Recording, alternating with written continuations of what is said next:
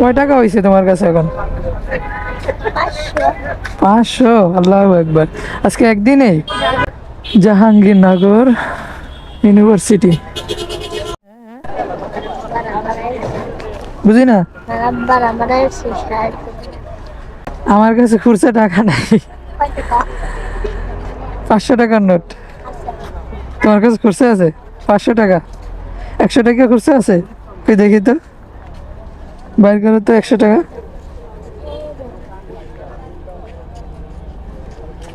পকেটে সব টাকা? হ্যাঁ, এটা কি, এটা কি? হ্যাঁ, আল্লাহ লেখা? তাই নাকি? এটা কি করো তুমি? এইটা দিয়ে তোলা লাগবে কিতে? বাইক আছে তো, এইটা দিয়ে তোলা লাগে মানে? তোমার আব্বু মারা গেছে কেমনে? মারা গেছে কেমনে? হ্যাঁ, তোমার আম্মু? বাবা। তাহলে তুমি এইটা দেখাইয়া মাসের কাছে টাকা নাও? কয় টাকা হয়েছে তোমার কাছে এখন?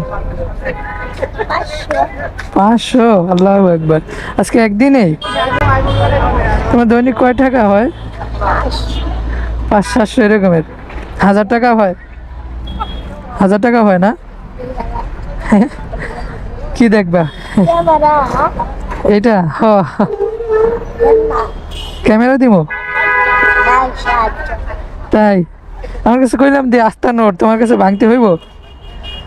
দেখি তো কয় টাকার মতো ভাঙতে আছে। ওই টাকা যদি চুরি হয়ে যায়, পকেটে যে লইছ? তাই? এটা তো সুন্দর দেখা, কিনছো তুমি এটা কয় টাকায়? 100 টাকায়?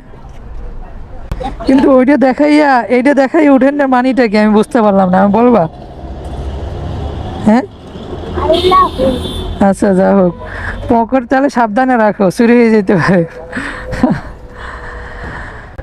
জাহাঙ্গীরনগর ইউনিভার্সিটি।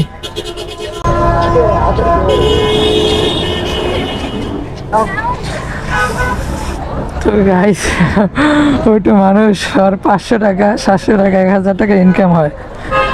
তো মানুষ যে যারা তোমার ভিক্ষা করে, টাকা তোলে, ঠিক আছে, এমনি তোলে না। এই যে দেখো, ওর যদি 1000 টাকার মতো ইনকাম হয়, 500 টাকা ওইটা মানুষের, ওকে অন্য কোনো কাজ করতে চাইবে না।